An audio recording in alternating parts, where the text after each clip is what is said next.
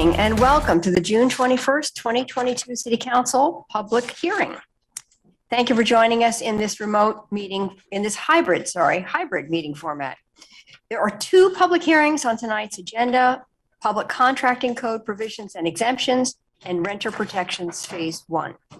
Please note that members of the public who sign up to testify may speak only on the topic that is the subject of the stated hearing. For those wishing to testify, please fill out a request to speak form available on the city's public webcast and meeting materials webpage if you haven't already done so. For those in-person, printed forms are available at the entrance to the room.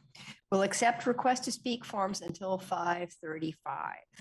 These request to speak forms will be used to generate the random order of speakers and correctly enter speakers' names into the public record. For those joining the meeting by phone that wish to provide testimony and are unable to complete the request to speak form online, press *9 when the hearing is announced, and the last 3 digits of your phone number will be added to the speaker's queue. As a reminder, the council's meeting rules of conduct include no flags, signs, loud or disruptive language, noise, or conduct that obstructs the business of the council. Please keep the room quiet and respectful for all of the speakers, and you are welcome to wave your hands in silent support. Additionally, we're mindful of the transition of COVID in our community and encourage those who are ill or who have had close contact with others who are ill to join our meetings remotely rather than in person. We also encourage attendees to spread out, which I see you have done, in the meeting space to allow 6 feet of distance from others, and wear a mask if you would be comfortable doing so. We do have some available at the back of the room if you need one. Finally, if there is testimony you are not able to provide or wish to get to us in a different manner, please feel free to contact us individually via email or voicemail. And thank you again for taking the time to participate in these public hearings. So, public hearing number 1, public contracting code provisions and exemptions. We'll now open the public hearing on public contracting code provisions and exemptions, and we'll turn to the city manager to introduce the topic.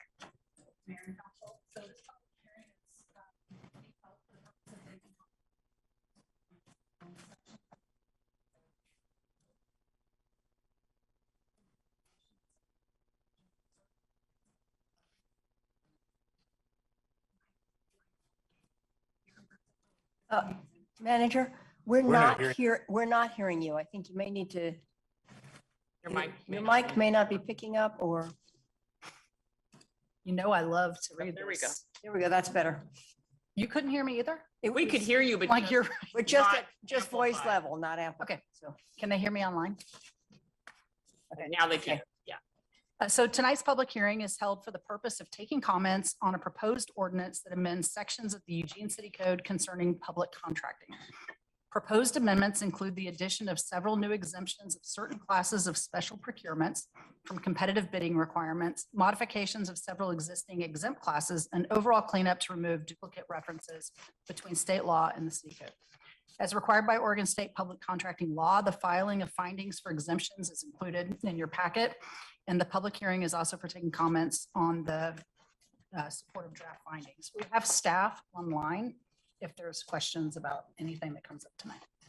Okay, thank you very much. And I see that it's after 5:35, so we can now, the sign up time is closed and the public hearing is open. And I'm going to turn to Sarah to share the list of speakers on the screen and announce the first speakers. We don't quite have the first speakers yet. That list is being brought to me, so I'm going to go ahead and give the information for the public hearing.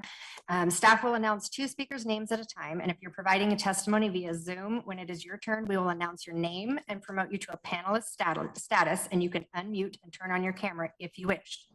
If you are announced as the next speaker and physically in the room, please move to the seat in front designated for the next speaker. When it is your turn, you may come to the podium. You will have 3 minutes to speak, and if you are watching the meeting, the time should be visible. A yellow light will come on when you have 15 seconds to complete your comments. The red light indicates the end of 3 minutes. For those who have connected to the meeting via phone and don't have the benefit of seeing the timer, please be aware that your microphone will be muted at the 3-minute mark. Please note that the screen sharing or displaying information on the screen is not allowed, and any misuse of the platform or violation of the council's code of conduct will result in immediate termination of speaking privilege.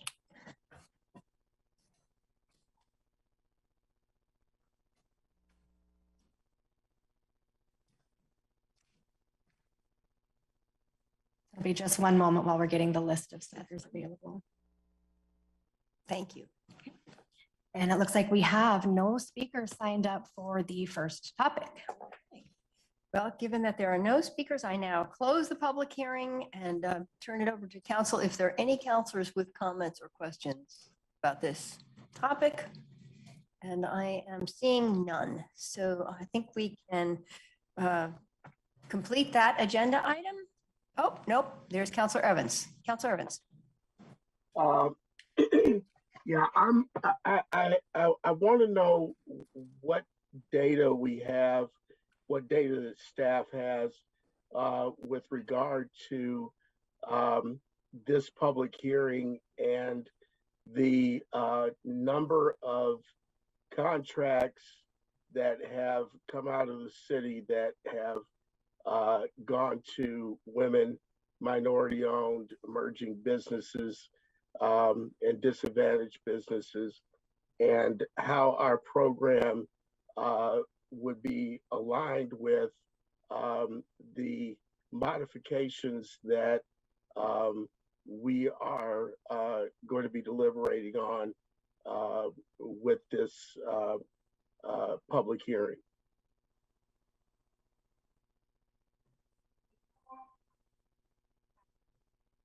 Counselor Evans, this is Mia Carriaga, Central Services Director. We would be happy to provide you that information. Becky Wheeler, the purchasing manager, is here, and she has actually prepared written materials that speak just to that. So we'd be happy to send those to you in advance of the next meeting on this topic. Yeah, I didn't see that in the AIS, so I was kind of curious about where we were in terms of implementing some things that we had discussed a few years ago around this issue. Sure, we'll be happy to provide you a comprehensive report looking at our contracting practices. Okay, that would be great. Thank you. Thank you so much. And if there are no other questions or comments, we will complete this agenda item and I will move to our second public hearing. I will now open the public hearing on renter protections phase 1, and I turn to the city manager again. Thank you. I'm going to just speak a little bit about the context since I know at least one person heard about this just today. So enhancing renter protections is identified as one of the anti-displacement actions that was identified in the high priority policies and programs section of the housing implementation pipeline, the city's 5-year internal work plan to coordinate current and future resources, goals, and priorities with a systems thinking approach to housing across the full spectrum, from people experiencing homelessness to overall housing supply. Tonight's public hearing is in response to a work session you had in March, where you directed us to come back with an ordinance that implemented kind of the first phase of some of those protections, which includes providing support services, requiring move in and out documentation, providing rental history, providing tenant educational information, and setting a cap on application and screening fees. You're scheduled to consider adoption of the proposed ordinance on July 11th, 2022, but I know that there's been some discussion already about can we try to do another work session, so we'll need to talk about that afterwards. And with that, we also have staff available, I believe, online for this topic as well. Okay, thank you. I now open the public hearing and I'll turn it over to the moderator whenever we have a list ready.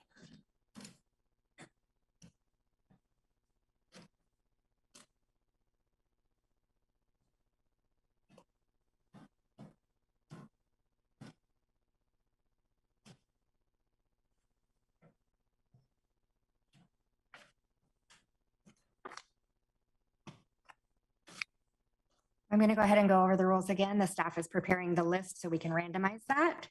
Again, staff will announce 2 speakers' name at a time. If you're providing testimony via Zoom, when it is your turn, we will announce your name and promote you to panelist status, and you can unmute and turn on your camera if you wish. If you are announced as the next speaker and physically in the room, please move to the seat in the front designated for the next speaker. When it is your turn, you may come to the podium. You will have 3 minutes to speak. If you are watching the meeting, the timer should be visible. A yellow light will come on when you have 15 seconds to complete your comments. The red light indicates the end of the 3 minutes. For those who have connected to the meeting via phone and don't have the benefit of seeing the timer, please be aware that your microphone will be muted at the 3-minute mark. Please also note that screen sharing or displaying information on the screen is not allowed, and any misuse of the platform or violation of the council's code of conduct will result in immediate termination of speaking privilege.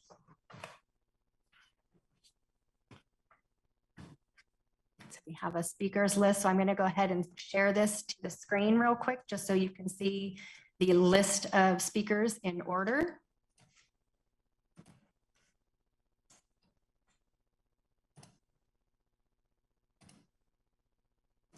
You see that? So this is the list of speakers in order of how you will be presented.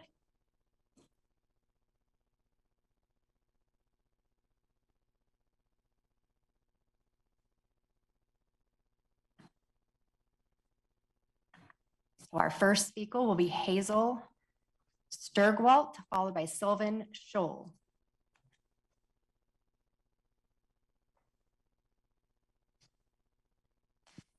How many total speakers?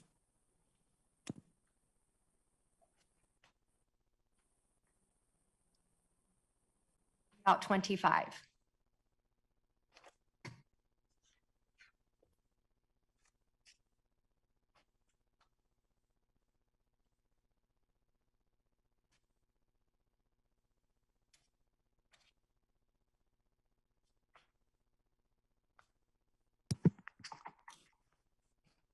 Hello. We can hear you.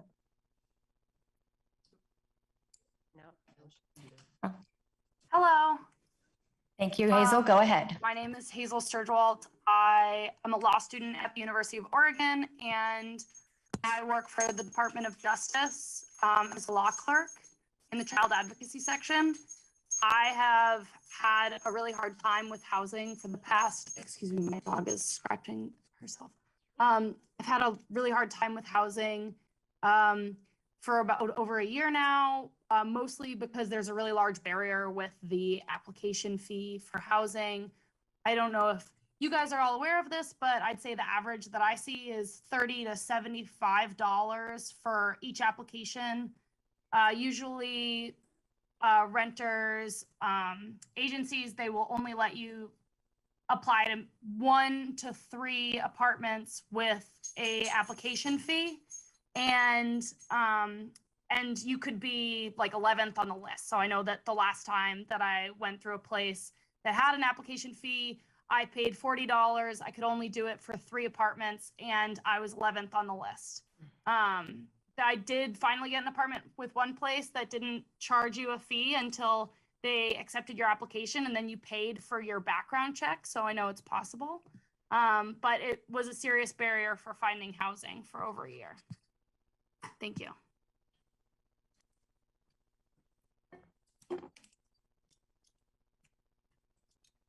Thank you, Hazel. Next will be Sylvan Scholl, followed by Kevin Cronin.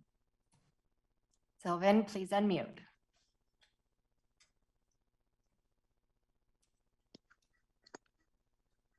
Hi there, my name's Sylvan Scholl. I live in Ward 1 here in Eugene. I've lived here my whole life. I work in social services here in Eugene, and I have a lot of clients telling me what a barrier it is, the application fees, amongst other issues, of course, that are part of all of this.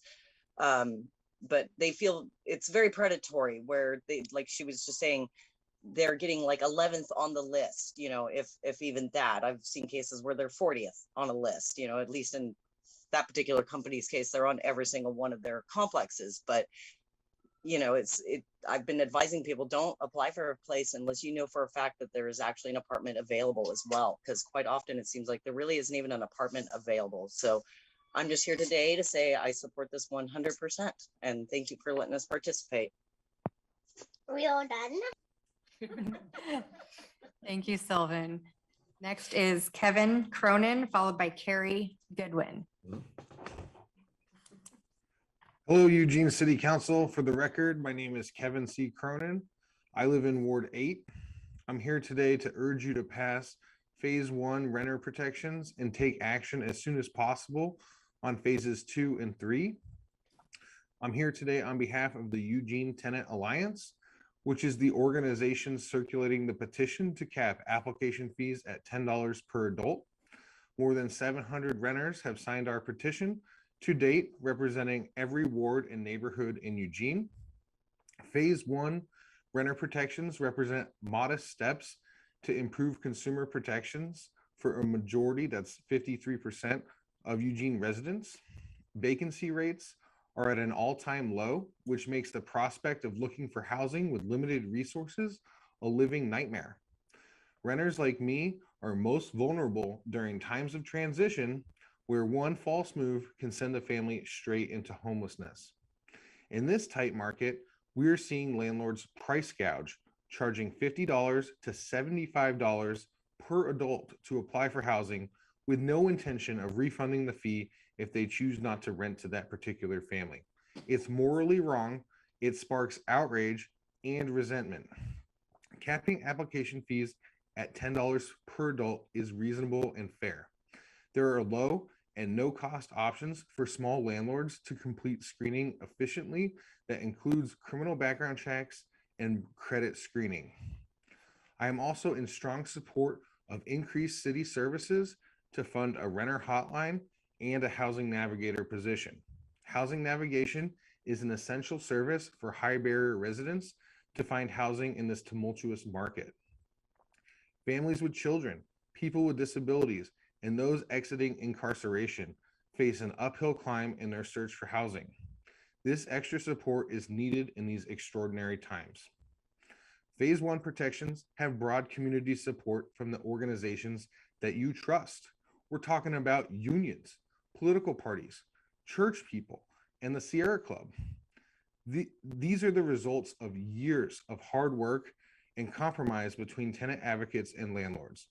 Please vote yes for this ordinance and take action on phase 2 and 3 as soon as possible. Thank you so much. Thank you, Kevin. Next is Carrie Goodwin, followed by Ellen McKean. Carrie, please unmute. Hi, my name's Carrie Goodwin. Can everyone hear me okay? Yes, we can. Thanks. I'd like to speak in support of the phase 1, proposed phase 1 protections for renters, including the $10 cap on application fees. This has been a barrier for me in my housing search. And like someone said a few minutes ago, I know it is possible for landlords to charge less because I was just recently refunded a $40 application fee by an agency where I was not accepted as a renter. And I was, I believe, 3rd or 4th on the list for an apartment with them. And a part of these proposed phase 1 protections that I think will be critical are the eviction diversion services. My ex-husband, William Scott Goodwin, died by suicide on July 28th, 2016. He was facing eviction from his Section 8 apartment in Eugene. Sage Properties was the landowner at that time. Sage did not allow my family enough time to move out of the apartment and clean it while we simultaneously sought mental health care. They threatened to pursue eviction if we did not move out in their designated time frame, but they did return the security deposit to me. I never ever would wish this kind of experience on another single mother. My teenage sons and I spent 6 months apart in shelters before St. Vincent de Paul covered our move-in costs. The eviction diversion support service included in the proposed phase 1 protections may have saved William's life. I have no doubt that if these protections are passed and implemented, eviction diversion will save lives in this city. It may also contribute to a reduction in Lake County's high rate of suicide. Thank you. Thank you, Carrie. Next is Ellen McKean, followed by Candice King. Hi, everyone. My name is Ellen McCain. I'm a law student and also a renter in Ward 8. I'm here to urge you to pass phase 1 renter protections. These protections are common sense and frankly overdue. I also currently serve on the board of the Springfield Eugene Tenant Association, and as a volunteer, I have spoken to dozens of tenants on our free hotline. I consistently hear that tenants are struggling to reclaim their security deposits, are sinking hundreds of dollars into applications and their time into filling those out. and are generally frustrated with the power imbalance between renters and landlords. These consumer protections would promote transparency and equity in the tenant-landlord relationship. Moreover, these recommendations come from the Housing Policy Board after careful consideration of various policy paths the city could take. They reflect thoughtful and deliberative community engagement. Renters are looking to this council to take action and demonstrate leadership. So please act now. Thank you for your time. Thank you, Ellen. Next is Candice King, followed by John Prince. Candice, please unmute. Hi, good evening. My name is Candice King. I live in Ward 1. I was the housing liaison for Homes for Good, Lane County Homes for Good, Lane County's Housing Authority, and have been hosting the Housing Navigator meetup for Lane County Housing Navigators for 3 years. I am in support of all of the phase 1 protections that are being that we hope that will be implemented soon. But I came today to speak just to 2 specific issues. Number one being the $10 limit on housing rental applications for people who are seeking housing. It's very basic math that in a place with high constraints against tenants seeking housing, that they would have to cast a wider net to be able to achieve getting approved for a rental unit. And for families with more than 1, 2, or sometimes 3 or 4 adults in the household, if adult children or other family members live at home, that cost burden of filing rental applications is totally prohibitive. And very often folks with that experience either do end up homeless or are run very close to the risk, which is, we know housing is a healthcare issue. The stressors from that experience alone, I have seen deteriorate the health of many people who live here in Lane County.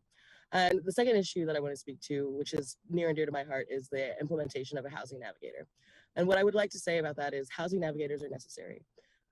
People who you would otherwise think would have executive function capacity or the ability to rent units on any other, in most other municipalities, still struggle to do so here. I myself, when I first moved to Eugene, Oregon, struggled for 3 months to find housing for myself and my family in this market because it is so complex, as well as the systems that are built to assist people who have who experience barriers or who experience disabilities related to that impact their ability to do a housing search are folks who are the most vulnerable. They do end up on the streets. They do end up, well, not that it's important to me, but they do end up costing the system more money.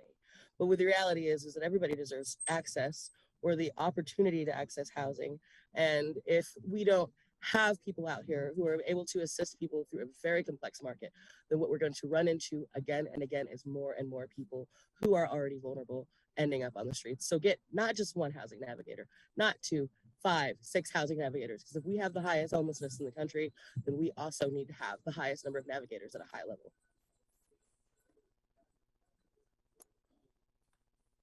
Thank you, Candice. Next is John Prince, followed by Celine, Swenson, Harris. John, please unmute.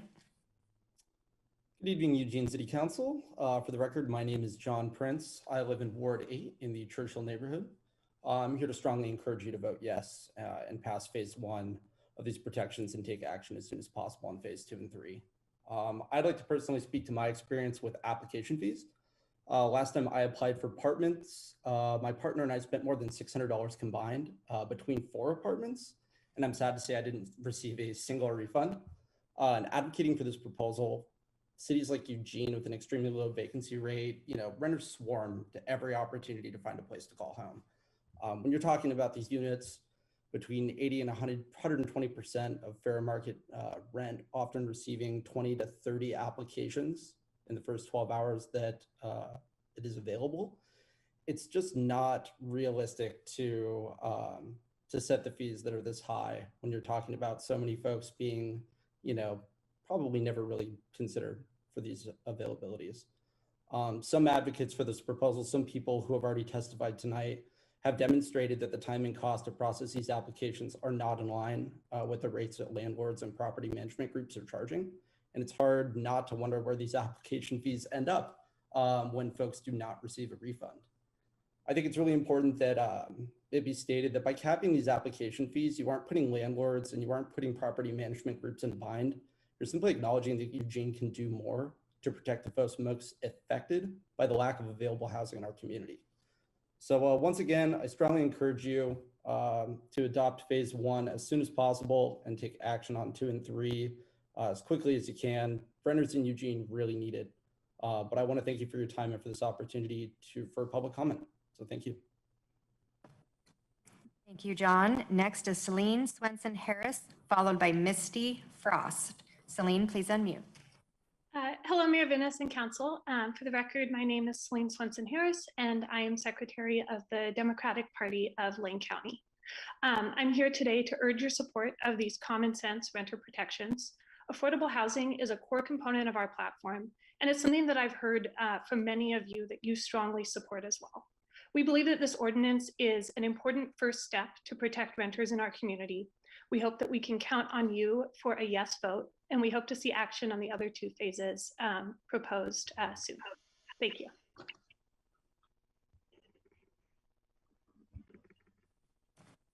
Thank you, Celine. Next is Misty Frost, followed by Ethan Klein. Misty, please unmute. I believe I am unmuted. Okay. You are. Hi, everyone. Thank you for having a hearing on this important subject. And yes, we'll keep bringing this subject up as long as it takes to pass these important protections. And so Misty Frost, I live off of Corliss Lane in the River Road community. I'm on the board of directors for River Road Community Organization, and I'm currently employed at 211 Info as a COVID information hotline specialist. But my comments do not reflect the opinions of the organizations previously mentioned. But I did want to mention that 211, we do collect data. And I know a lot of times in meetings, counselors have questions like, I need to see the data, or I don't know if I necessarily believe this is as big of a problem as it's made out to be, or there are resources. Well, the data that's collected by 211 is a statewide nonprofit that connects people to resources. It paints a very different picture. So I do recommend, if you're interested in data, to check out the data. It's on the 211 website. But I took a look at the data, and for rent alone, we had over 4,000 calls this year from Lane County residents. I know this is Eugene's, but most of them, come from Eugene area, and people are reaching out. I remember there was a comment previously at another public comment meeting. I believe somebody mentioned that folks aren't doing their part to carry their own weight to fix the problem. And I know from my personal experience that people are they're reaching out, they're trying to carry their own weight and meet landlords and housing organizations and businesses where they're at. But the way that the economy is right now is incredibly difficult. The job market, lots of low-paying jobs, but not nearly enough to cover all the expenses. And with rent as it is skyrocketing, I'm sure you'll hear plenty about that. But that's part of what I wanted to share today. Was the data is there. It's real, and I feel we all need to put these protections in place to keep people housed until we can. Thank you, Misty. Your time has concluded. Find a common ground. Thank you. Next is Ethan Klein, followed by Alexander Perez Urbina.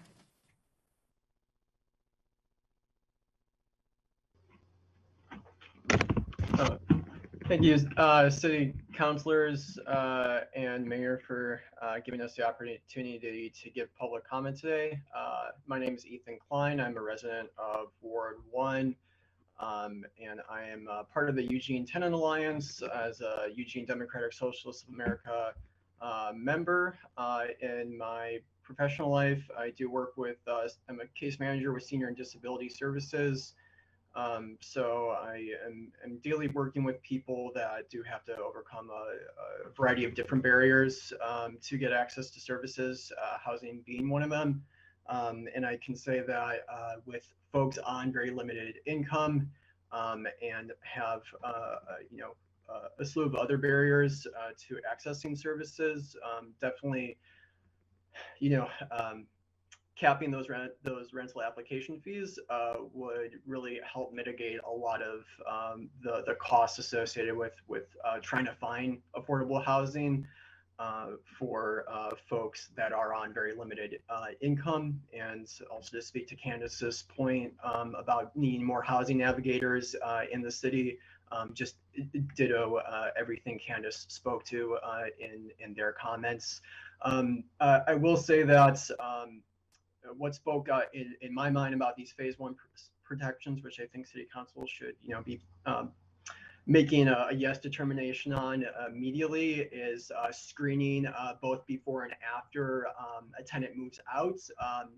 I have my partner and I have been quite surprised after completely cleaning out an entire rental unit and taking before and after pictures, even patching holes that weren't ours. We've been surprised to find that we haven't gotten any of our security deposit back. And in fact, when cleaners were called to clean our unit, our old neighbor even said, oh, the cleaners didn't have anything to do. They just sat around and played on their phone the entire time. But yeah, we didn't see any of our security deposit back. So, I think that if anything, I think if landlords were required to document before and after, it would at least give tenants some semblance, if anything, of certain protections, and hopefully might be able to even protect tenants from getting money stolen from them that they would otherwise see back into their pockets for a unit that is properly cleaned out and taken care of per their rental agreement. That's about it. Please pass phase one protections, and please work diligently to pass phase 2 and 3 renter protections. Thank you again for your time. Thank you, Ethan. Next is Alexandra Perez Urbina. I don't see that Alexandra is on Zoom. Is Alexandra in person? Okay, we will move to Jeffrey Abanese, followed by Sandra. Jeffrey, please unmute. Yeah, hi, my name is Jeff Albanese. I live in Ward 3. Also here to speak in support of the phase 1 renter protection ordinance and urge the city council to pass them as soon as possible, as well as to pass phases 2 and 3 renter protections as soon as possible. I agree with all of the speakers before me who spoke in support of phase 1 renter protections. In addition, I'd like to speak a little bit from a slightly different perspective. I'm here speaking as a private citizen, but I do work for a local organization called Square One Villages. And among other things, we serve a lot of households experiencing homelessness. And a lot of my staff work with people one-on-one on housing searches to try and help them get approved for an apartment. Among the many barriers faced by the clients that we work with, rental application fees are really major barrier. The folks that we work with, their income frequently is a fixed income of a disability payment, which frequently is is about $800 a month. The average rental application fee that our clients are seeing just to apply for an apartment is $50, and it's not doable for anybody that we work with. Our organization and people who I work with, we spend an enormous amount of time every single year writing a lot of grants to be able to pay application fees for our clients, because if we aren't able to pay those application fees, they're not going to be able to put in for an apartment to begin with, let alone, and more often than not, they're applying to multiple apartments before they get approved. It's an outrageous amount of money that our organization spends every year just on application fees for our clients, which could be used and would be used otherwise to help cover their security deposits, first month's rent, help them with furniture, help them turn on their utilities. So it's impacting the local organizations that are working with people experiencing homelessness. So I think that's another constituency that will benefit enormously from adopting phase 1 renter protections. Thanks. Thank you, Jeff. Next is Sandra, followed by Tim Morris. Sandra, please unmute.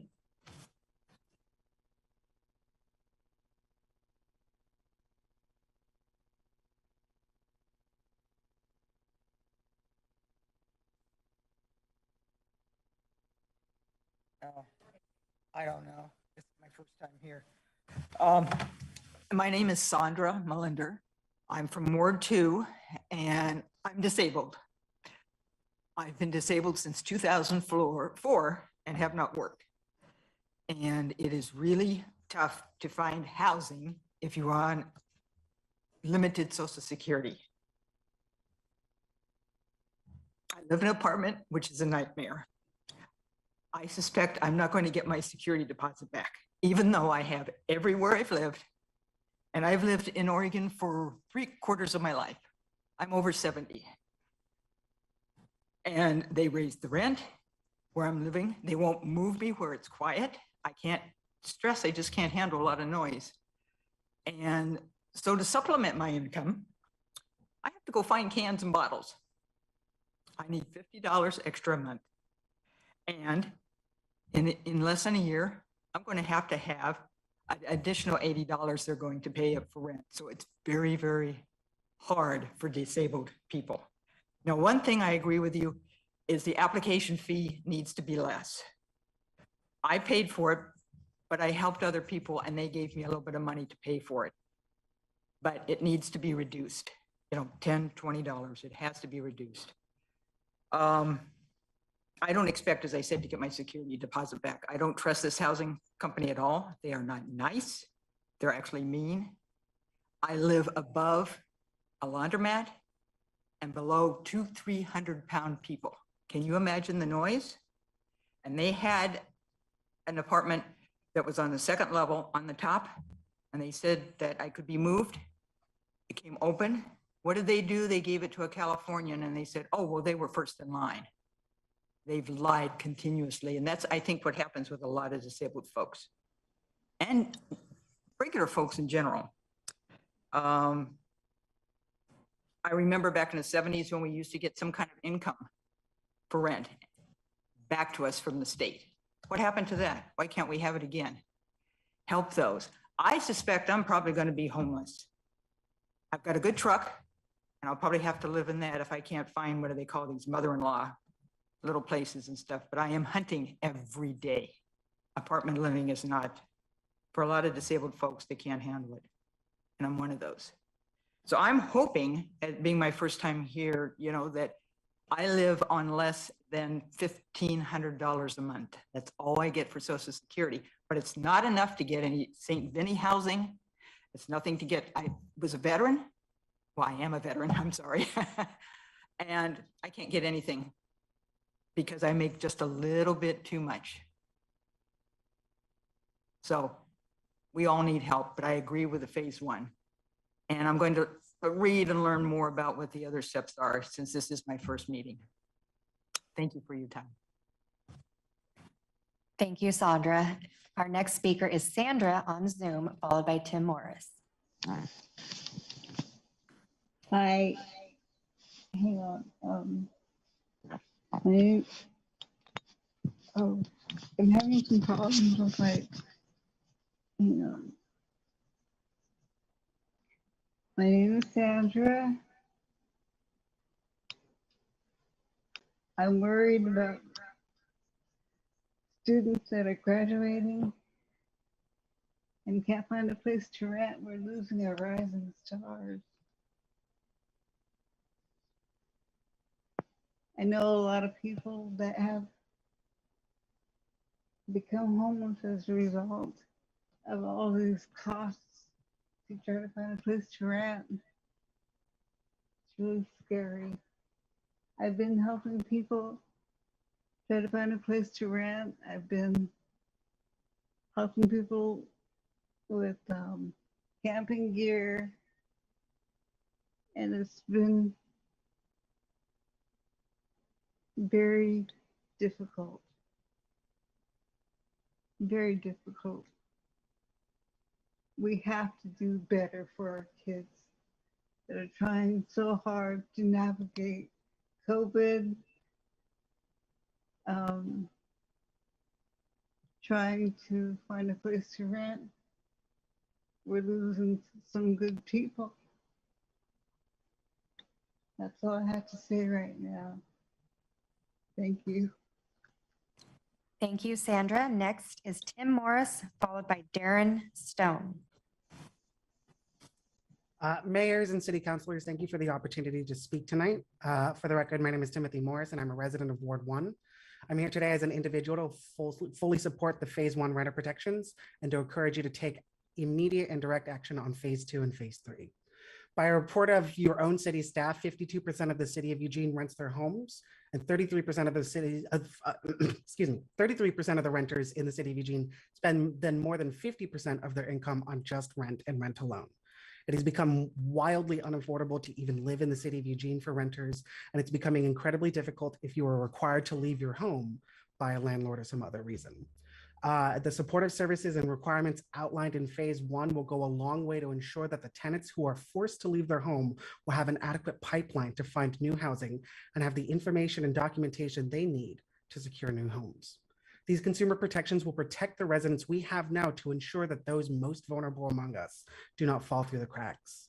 And on a personal note, when I moved into this apartment that I'm living in right now, I'd applied the same day that it was posted. I applied within an hour of the unit being posted. I was the 8th person in line, and there were 30 applicants that had applied that same day. My home that I live in now was the 4th unit that I had applied to in just 1 week, and I spent over $210 in just application fees. I'm really lucky to have found this home because up until now, I was paying $50 or $60 per application just to be told no. This is not uncommon. With a vacancy rate of around 2%, it is already difficult to find a home. I urge you to support putting in measures to make it at least a little bit more affordable. Thank you. Thank you, Tim. Next is Darren Stone, followed by Samantha Roberts.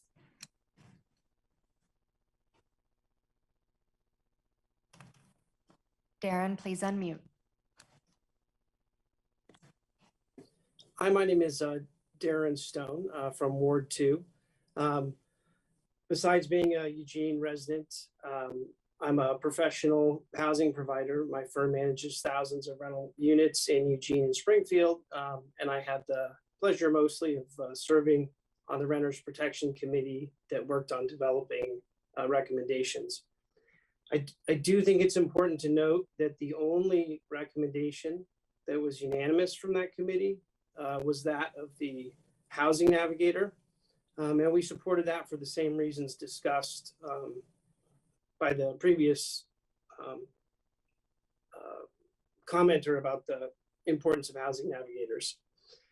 I served on the Renters Protection Committee not to look after the interests of housing providers, but as a Eugene community member who has specific experience and expertise in housing. And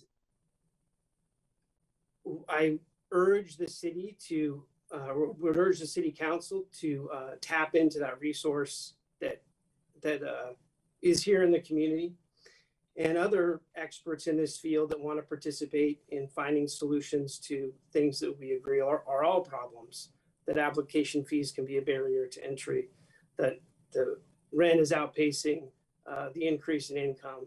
There's a shortage of housing supply. I have been shocked as I have watched the last several months of the work sessions at some of the comments from Councillor Semple, Councillor Surratt, Councilperson Keating, at just sort of some of the fundamental lack of understanding of how state law guides and governs landlord-tenant relationships, how fair housing guides and governs those relationships, the application process, what mechanisms exist to enforce rights and responsibilities from both tenants and landlords. And again, I and other housing providers in the area agree with tenant advocates on the problems, but we would like to be at the table in finding solutions that can work.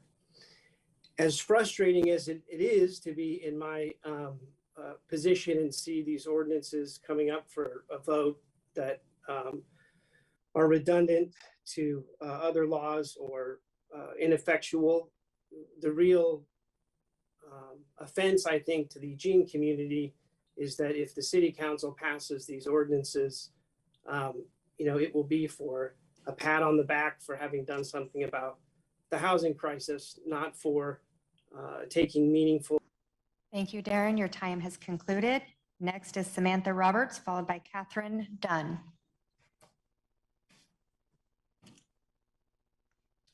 Hello, City Council. Can you hear me? Yes, we can. Wonderful. Thank you so much. Thank you so much for holding this public hearing tonight. Just want to acknowledge we've heard such a range of experiences from our local renters and of course a local housing provider. This is such a complicated and nuanced topic, and I want to thank council, I want to thank staff, I want to thank the HPB for engaging this issue because clearly it's critical in our community right now. I am Samantha Roberts. I'm with the Eugene Chamber of Commerce, and I'm here to talk about renter protections tonight because of the work that the city of Eugene, that the Chamber of Commerce has done around addressing our housing shortage and crisis. Renter protections are necessary to support our renters. And as Darren was discussing, we also need to be thinking about how these ultimately impact renters in the long run. We've been engaging in research for the past several months about this, talking with not just local housing providers, but also stakeholders in this process. And one of the things that we've come away with, the biggest question, is the impact that any regulation would have on rent increases and an increase or decrease, depending on how you look at it, of the currently very low vacancy rate. Whether real or perceived, we've heard a spectrum of concerns from industry leaders that when policies like these change, it's more likely to be the tenant that pays for these changes or is affected by the change as costs are shifted to the consumer or the tenant and business operations are impacted. Of course, no one has a crystal ball to understand the true impact of any proposed regulation, but we don't have to look very far down the road or the rabbit hole to see that if you increase the cost of doing business or increase the bureaucracy in doing business, the consumer ultimately pays for that change. And so as city council, as you're considering these changes, we want to ask you the hard question because you're our decision makers. If these policies to pass as is, can you promise that these actions won't inadvertently raise rent or contribute to an even lower vacancy rate? We agree we don't want to see anyone displaced. We need to prevent displacement. We need to prevent evictions. And we don't want to see policies put in place that inadvertently enhance the problem that we're already seeing. So with this question in mind, we've had varied conversations, like I said, both with renters and landlords on the 5 proposed regulations. And our hope is to work with you all to find ways where we can reduce these unintended consequences and avoid pitting good landlords and tenants against each other. So we plan to follow up with specific ideas on changes or considerations. And we thank you so much for your time tonight. Thank you, Samantha. Next is Catherine Dunn, followed by Lisa Bollinger. Good evening. This is Catherine Dunn, Ward 5. Regarding the proposed ordinance, I object to incorporating the renter protections into Eugene's rental housing code, which are sections 8.405 through 8.440. The rental housing code was created to ensure tenants are living in safe rentals by creating minimum habitability standards in 10 areas that include heating, plumbing, security, electrical, appliances, weatherproofing, rats, smoke, and carbon monoxide alarms. Renter protections have nothing to do with habitability, but with creating laws and public resources that are intended to help tenants, especially low-income tenants, find and stay in housing. Therefore, renter protections should be separate and distinct and have its own code. I understand the city would like to include renter protections in the rental housing code because they want to increase the door fee, and that way landlords will be the ones who fund the rental housing navigator position and other tenant support services. However, that would be illegal and unconstitutional to place a financial burden on a distinct group of private citizens when the public should rightly pay for public services and public resources. The problem tenants are experiencing are due to the housing supply, as has been said. Landlords are not responsible for the rental housing shortage. In fact, we provide the rentals our community needs, and 98.5% of our rentals are full. So again, landlords should not have to fund renter tenant support services. This is a public issue. And as for unintended consequences of these renter protections, these protections will not add one more unit to the pool of rentals in Eugene. In fact, the reverse would be true. It will likely significantly reduce the pool of rentals here based on communications that I've had with other landlords. Just like a Portland experience, I saw a report where they experienced a 14% decrease in the number of units in Portland proper. Because of the added complexity and risks these ordinances will cause landlords. That's the reason why. Some people will sell. Some people will decide to go with a property manager rather than manage it themselves. I would be in that latter category. If they do become too complex, I manage part of my rentals. The single family and duplexes I'll manage, but the apartments I would not manage, and I don't. But if these renter protections go through and becomes too complex, I myself would consider hiring a property manager just because it is complex. In addition, these protections will likely cause rents to increase to cover the extra risks and the costs landlords will be forced to take on. So that's my comments on that. One last thing I would like to say is about the photos. I think the photos are overburdensome to landlords as far as we already do that, but to be required to take them is something else. And if we have to have a photo in order to retain a portion of the security deposit, that would be a problem as well. Thank you for your time this evening. Thank you, Catherine. Next is Lisa Bollinger, followed by John Vanlandingham. Lisa, please unmute. Can you hear me? Yes, we can. Council members, my name is Lisa Bollinger, and I was born in Eugene. I graduated from the University of Oregon, and I've lived in Oregon all but 2 years of my life. I give you these facts because I want you to know I'm dedicated to Eugene and I love this state. I have been in property management for 25 plus years and a licensed broker since 2007. I have managed all kinds of properties graded from A+ to C-, conventional low-income tax credit and HUD properties. This has provided me a broad expertise on the technical compliance aspects of providing a range of housing. I work for several clients. Most are small investment groups or families, in addition to a few larger companies. I have clients already stating they will not invest in Oregon due to the rent control law. Some won't invest in Portland due to their laws and regulations. This patchwork of rules and regulations has both overly punitive to housing providers and made it extremely unpredictable to own and operate housing across the state. I beg you to not make the same mistake in Eugene. Our city should focus on the housing supply shortage and creating more affordable options. We should encourage developers to use models like Fruitland Meadows in Salem, a city tax relief program with 60 and 80% AMI set-asides, providing 168 affordable homes.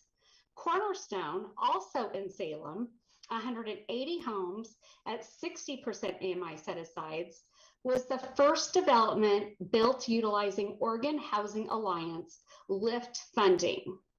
Their statement is our state must respond to our housing crisis by making serious investments in housing opportunity.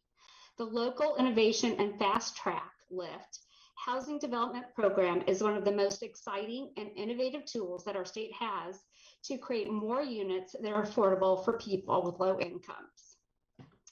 Has the council studied the state housing agency's proposals to expand these programs? Do these proposed ordinances take into account these important investments? Let's work together on providing quality low-income housing and addressing the issue of supply. The proposals before you today are unbalanced and will achieve the opposite effect by imposing more statutes and complex punitive regulation. Thank you for your time and consideration. Thank you, Lisa. Next is John Vanlandingham, followed by Joanne Shatola. John, please unmute. Thank you, Mayor Dennis and councilors, for this opportunity to testify tonight. My name is John Vanlandingham. I live in Ward 7, the Whitaker neighborhood. I work as a lawyer for the Oregon Law Center / Lane County Legal Aid. My work focuses on tenant protections and affordable housing production. I've done that work for more than 40 years. I have served on the Housing Policy Board for approximately 30 years. I served on the Housing Policy Board subcommittee that developed these proposals. My work in Salem with the legislature has, as I said, been about tenant protections and affordable housing production. I have negotiated with landlords, drafted, lobbied for, and explained approximately 1/3 of the Oregon Residential Landlord and Tenant Act. I think I can fairly say it's a pretty small area to have as my specialty, but I think I can fairly say that I am the leading expert on landlord tenant law, residential landlord tenant law in Oregon. I want to make a couple of specific comments about the proposals, which I do support. First, deposit claims have always been one of the largest sources of conflict between landlords and tenants. Before the Landlord Tenant Act was adopted in 1973. Anything you can do, and I think these proposals do help, to minimize those conflicts is going to benefit both landlords and tenants. Both landlords and tenants. In addition, I want to note that I have some concerns about the draft. I have read it. I've got some lawyerly nitpicks. I'll share those with staff in writing later. But the substantive one has to do with the enforcement mechanism for screening charge violations. The draft puts that into and treats it like a rental housing code violation, in which the city requires the tenant to send a written notice to the landlord demanding that the landlord fix it. The landlord doesn't fix it within 10 days. The city gets involved, sends another notice, imposes a fee. That's not going to work for a screening charge violation. What tenant is going to, after being told that my screening charge is $60 instead of the city's $10, what tenant is going to take time to write to the landlord and demand a change? I have responses to some of the comments that the landlord opponents have raised. I do want to note that the Housing Policy Board subcommittee, which developed these, was chaired by Norton Camel, who died last September. He was a dear friend, and he was also a longtime landlord. He repeatedly, at least twice, asked the landlord members to propose alternatives to the tenant proposals. They did not. They had an opportunity. I'm glad to see them have another opportunity, but they'd have to be more proactive and actually propose something as an alternative. Thank you. Thank you, John. Next is Joanne Shatola, followed by Marcia Edwards. Joanne, please unmute. Mayor, Council, thank you. I'm Joanne Shatola, Ward 5. The ordinance already are posted on your website. They're poorly written and they're stressful, especially the one about the photo requirements. And there's something about 10 days to do non-essential repairs. 10 days, it's a bit unrealistic. There's supply chain issues, scheduling contractor, or perhaps we don't agree with the tenant's repair request. You must provide the tenant with photos before move-in. That one's on there too. The tenant has checked out the unit and they are signing. The tenant moves in. Usually the tenant wants in as fast as possible. Oh no, there we go. Sorry, I had to start my video. The tenants should move in. They should take the photos. They live there. When people move in, they find good and bad things out and they can take pictures and then send them to me. That's normal. Then we both have their pictures. Let's approach this exercise as improving the rental experience, not burdening the landlord with tasks. Require the tenants to take the photos. That strengthens their evidence. Send them to me. Now you also have tenants can get a ledger of payment history. That's completely annoying, but okay.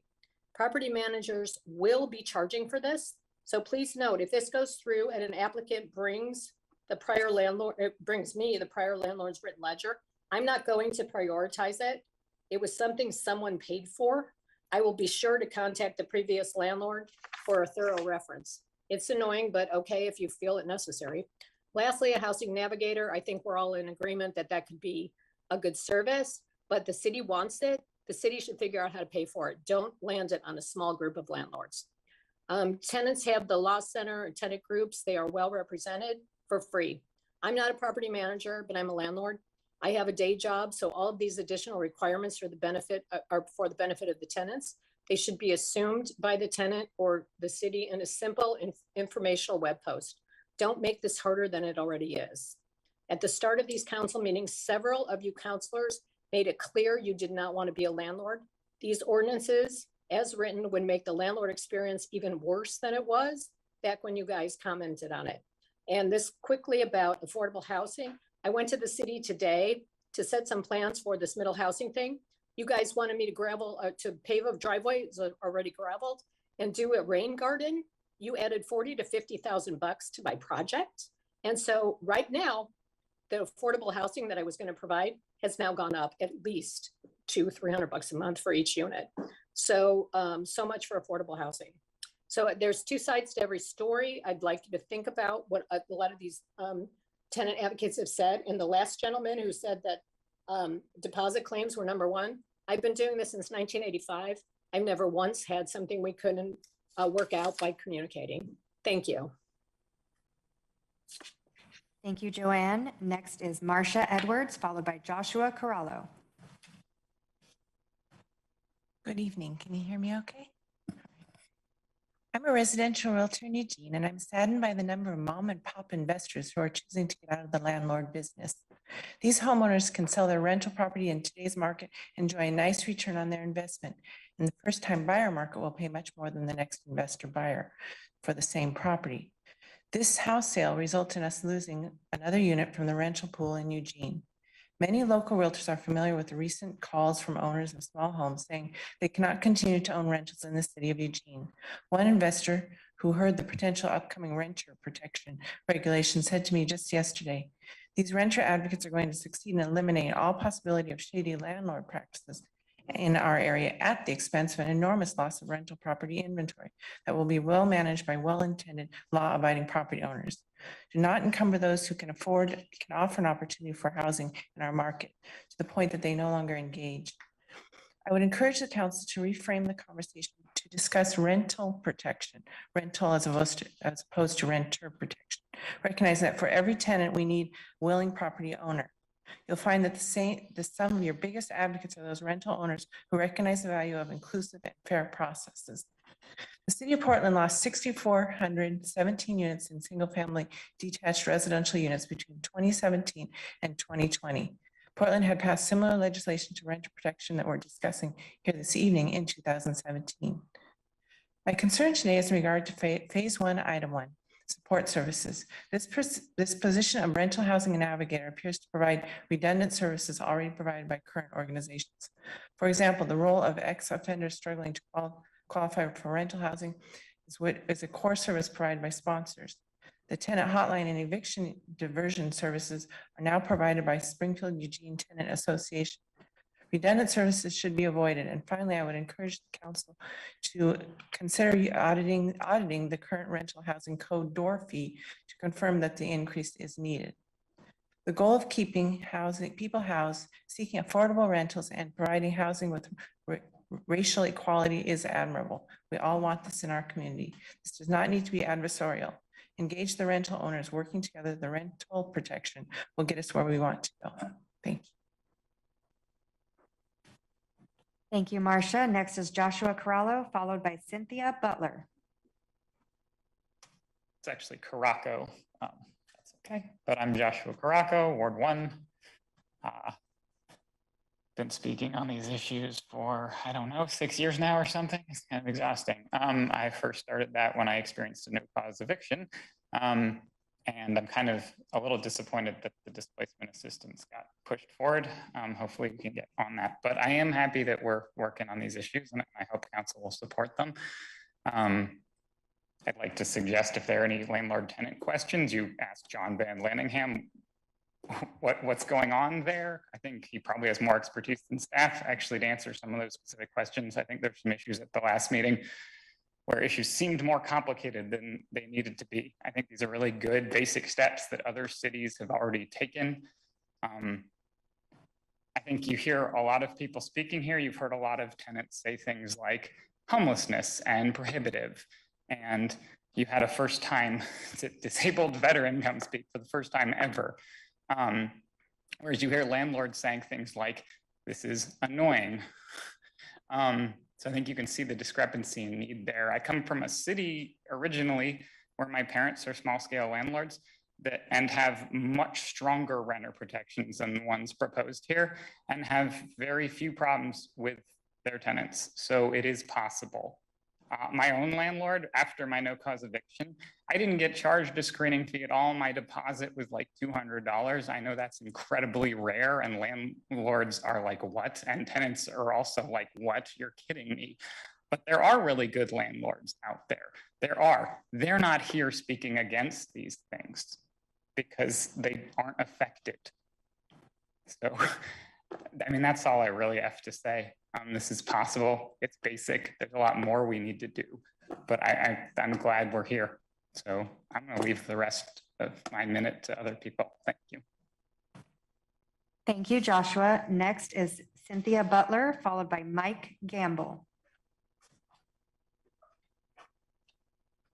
Thank you for having the opportunity to come to this hearing. I'm going to address the item on the agenda about the caps on fees, that particular piece, just to say that I'm in favor of it in spite of some of the things that I've heard from the landlord property owner side this evening.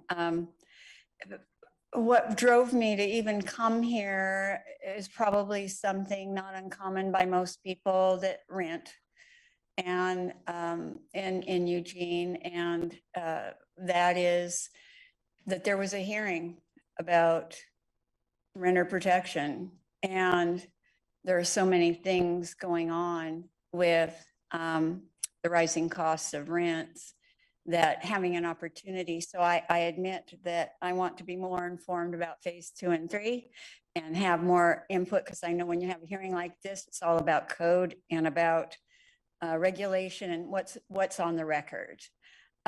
But from a more personal standpoint, with a little bit of the time that I have, I just wanted to say that a lot of this has to do with whether you're low income, whether you are Section 8, or whether you pay market rate rental.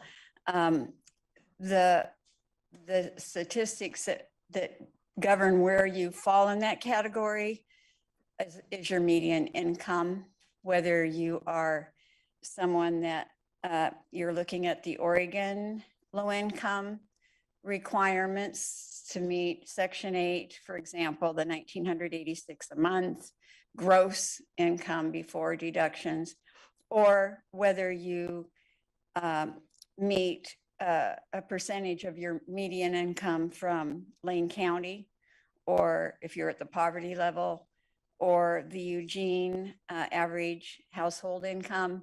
There's so many different income levels that I've looked up online. And my personal situation is that I'm fortunate enough, even as a senior, to be active and able to work in addition to my Social Security right now and the little pension that I have. But if I wasn't able to, if I wasn't in that situation, it would be a catch-22 right now because of the lack of inventory for rentals and the demand. And so you almost are in a situation now where rents are going so high that studios and 1 bedrooms are higher even than maybe the 2-bedroom you're living in, or the cost to move and being able to move and move. It used to be that, well, I need to go to a 1-bedroom, and you were able to do that. Thank you. Your time has concluded. Next, we have Mike Gamble, followed by David Corey. Mike, please unmute. Hello, Council.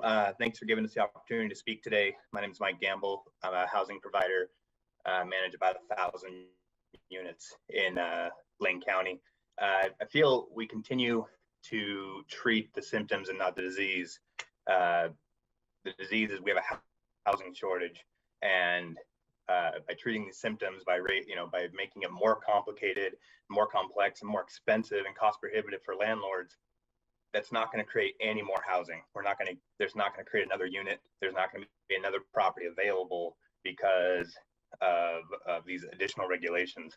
In fact, I get calls almost daily from landlords who are bowing out, and they're saying, I'm all done. I can't do it anymore. And they either don't understand the laws or the rules, or they can't keep up, or they're scared. They're really scared of doing something wrong and then being sued or just doing something unlawful and getting themselves in trouble.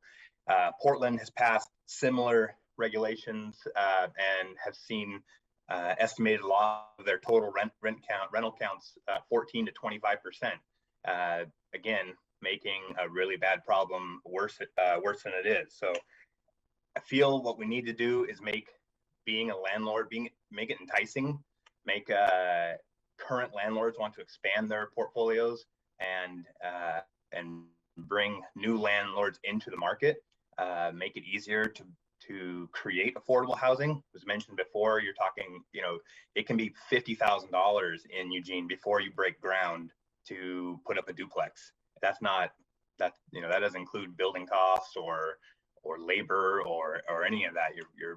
Then you're going to ask us, well, provide affordable housing, but your upfront expenses don't allow for that.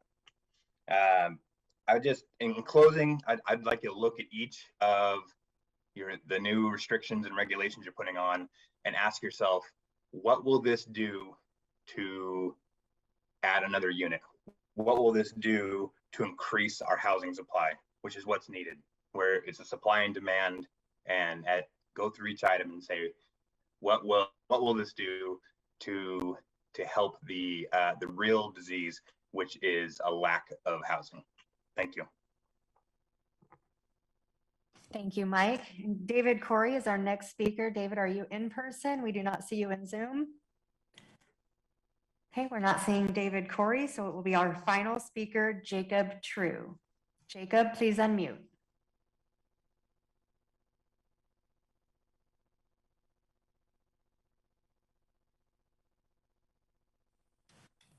Jacob, please unmute.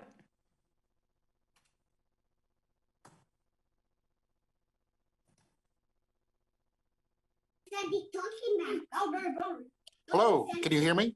Yes, we can. Thank you, appreciate it. Sorry for that. My name is Jacob True. I live in Ward 1, and I'm here to speak in behalf of the rental protections under Phase 1. I think they are sensible, they are limited, and they are a good start. I want to point out that, as you well know, well over 50% of the Eugene market are renters, and there are not very many landlords. When you have to consider who to protect, I would suggest protecting the vast majority of town who are renters, and not the privileged few who are the landlords. These changes are limited and are a good start, and capping the application fees at $10 in particular is an extremely good idea, because I know in my experience as renting that I've had to pay lots and lots of fees just to see apartments. Those just kind of disappear into the ether. It's a bit of a scam. I also know that in my circumstances, I have done what one of the previous landlords have recommended and taken lots of pictures. And for some reason, when I produced those pictures later on, they were like, well, you could have taken those pictures at any time. That's not the condition when I gave it to you. And they didn't accept it. So having a bit of a fair playing ground where the person providing the property documents the condition of the property when they give it to the folks renting from them makes an awful lot of sense to me. Like I said, these recommendations are sensible, limited, and are the least that the city council could do to protect the vast majority of the folks living in Eugene. Do your jobs. Thank you. Bye. Thank you, Jacob. Mayor, that was our final speaker.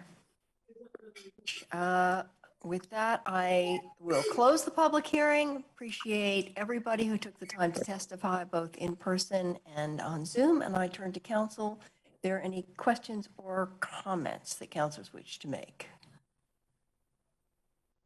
Councilor Gross and Councilor Zelenka. Got it. Thank you, Mayor. And I too want to thank everyone who took the time to show up tonight or Zoom in, and also those who have written us emails and letters about this issue. This is a complex issue that we're dealing with here.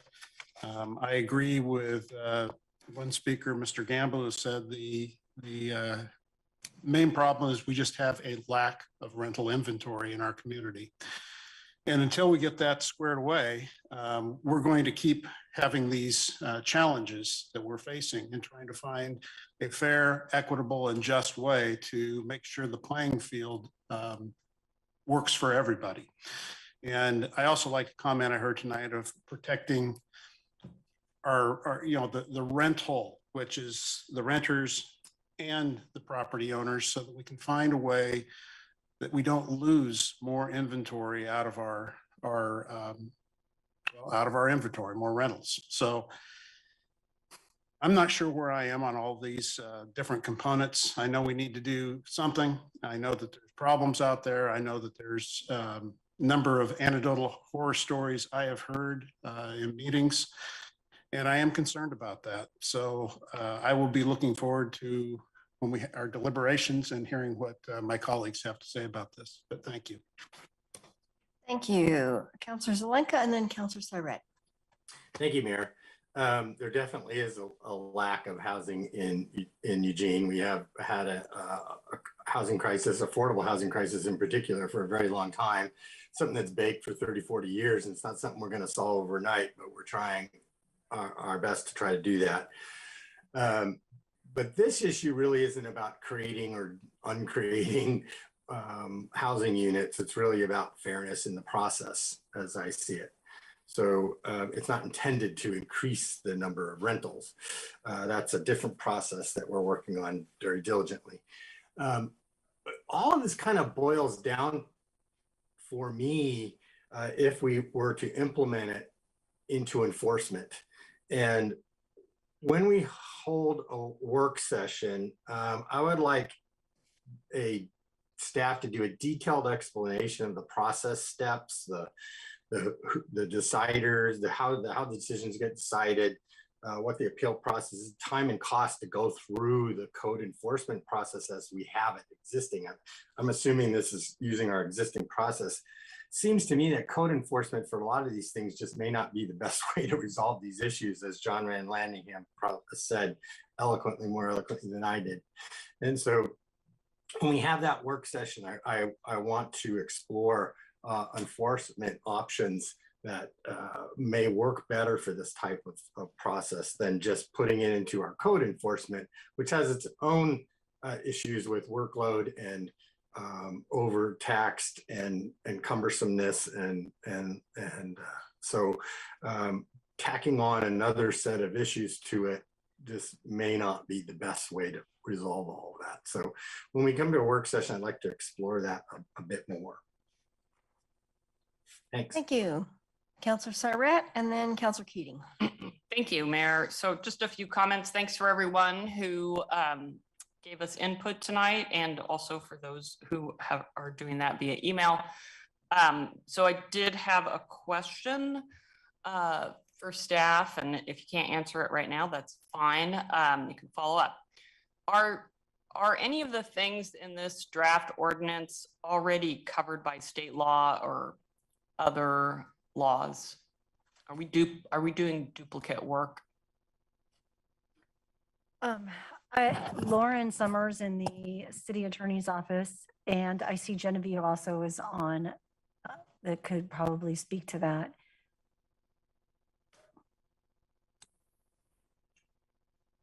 Genevieve, do you want to go ahead, and then if you have questions, I can back clean up. Sure. So for phase one, as we have them written, they're not duplicating state law. Thank you. And it's also my understanding that our proposal, while modeled on Portland's, is not the same. It's not identical. There's many things in the Portland rules. My understanding is that we are not considering. So it was originally the recommendations, may have been modeled on what Portland was doing, but then they were crafted by our Renter Protection Committee, local input to reflect Eugene's market and our local challenges.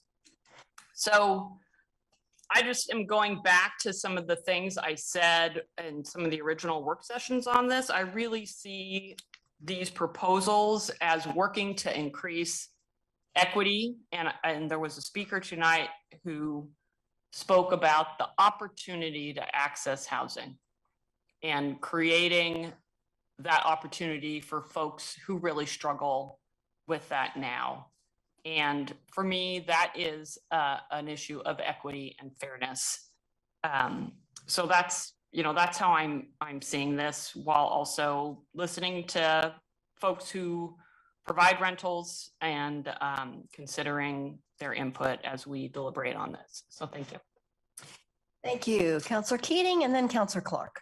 Thanks, Mayor. Echoing my colleagues' gratitude for folks who provided testimony, both written and verbal, telephonic, or in-person testimony. Thank you. I'm hearing the term pop up yet again, housing provider. The antonym of provider would be client or procurer or customer. So I suppose I'm a housing customer. I'm a housing procurer. Please, unless you're Habitat for Humanity, unless you're St. Vincent de Paul, Square One Village, Homes for Good, or other stellar service providers, please refrain from inaccurately referencing yourself as a so-called housing provider. The rental definitions that are proposed make clear who a landlord is and who a tenant is. And it was brought up tonight that this issue is not going to do anything to add more housing. As Councillor Zelenka pointed out, it's what these protections will do to prevent homelessness, stress, even suicide, as was presented to us by one community member tonight. These set of common sense proposals streamline an untenable, stressful situation. I have a question, Mayor, about on the draft ordinance, number 5, capping application and screening fees. Screening fees range from $25, $35, $45 on up. And then once you are in line in the top 5 or top 10, then you're encouraged, once your screening piece is approved, to then go forward with an application fee. If we're capping screening and application fees at $10, is the language clear that it's a $10 flat cap, or are we capping a $10 application and a $10 screening fee? I'm assuming the assistant to the attorney can answer that. Lauren, is that something that you can address? It's based specifically on the motion from Councillor Ye that, and it's my understanding it's a cap on both, but Lauren, can you speak to that? Yes, so the term applicant screening charge is defined in the proposed ordinance. as any payment of money required by a landlord of an applicant prior to entering into a rental agreement with that applicant for rental housing.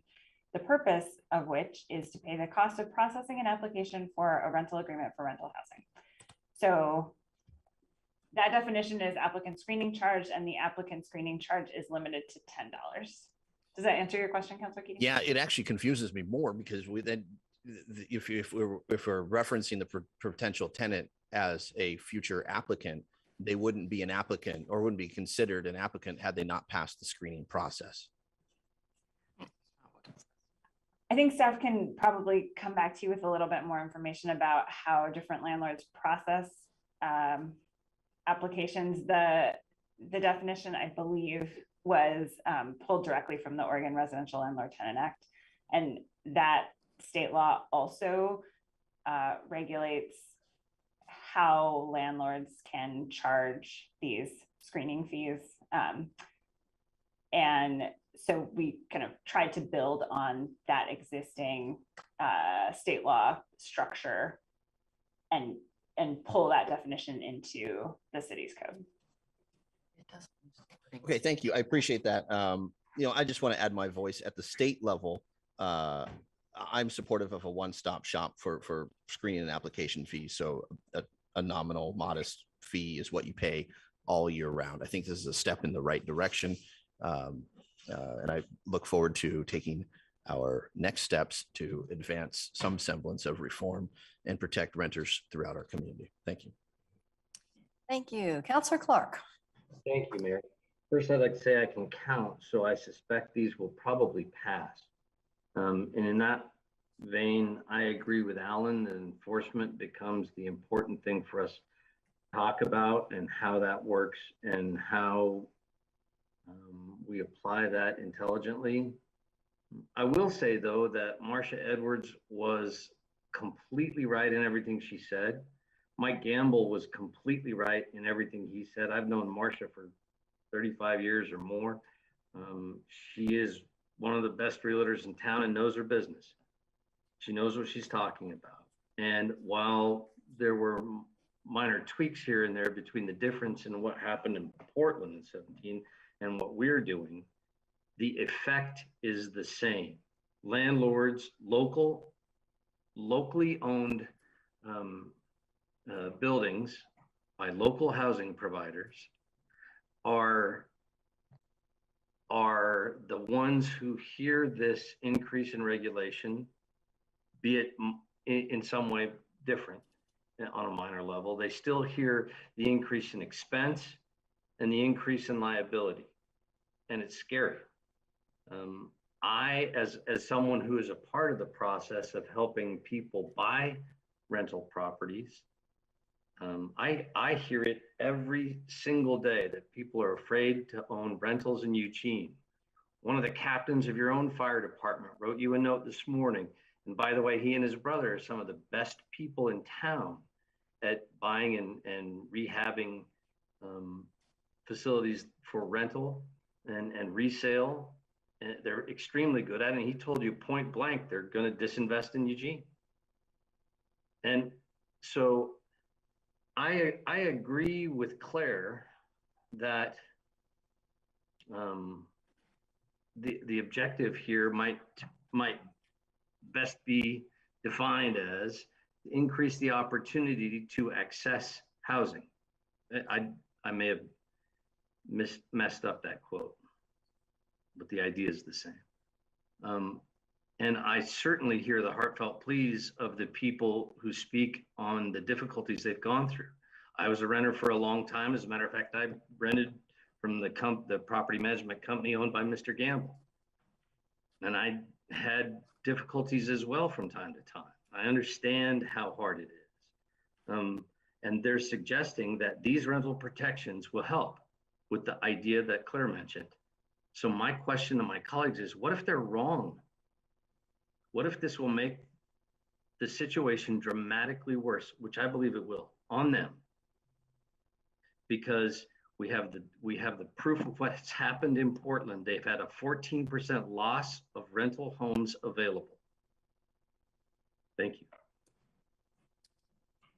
Thank you.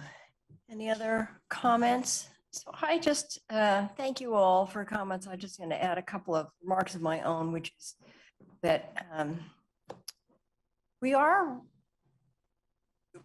responding to a situation that we know exists, and a situation that tenants are very vulnerable, and we know that abuses exist, and we know that business as usual will not change that scenario, that there is I think, an obligation to intervene to enable people to stay in their housing. The challenge is finding the balancing act. I would also suggest that, that the invitation is there. John Vanlandingham has reminded us for rental owners to suggest alternative measures in which we could better reassure tenants of some certainty in the landscape and some protection from abuses, because the abuses have persisted. And our goal is not to drive more people into homelessness. So recognizing we only have limited control, we don't control the whole market, and we are trying to build rental housing, but we are trying to keep people safe. And we're in a situation in which many people are vulnerable, despite the many good landlords out there. There are actors out there who are taking advantage of the situation. And all right, Mike, I'll give you a second round. Thank you, Mayor. I just wanted to respond to what both Mr. Vanlandingham and you mentioned. I agree with you that putting interested landlords in the room to create other options that are more likely to create the outcome we want, which is more access for people to rental housing, would be a good thing to do. We haven't done that yet. It certainly didn't happen where these ideas were for this ordinance were developed in a room full of advocates. So obviously they're not going to get positions on the other side, even from the landlords involved. It's a special interest group of people.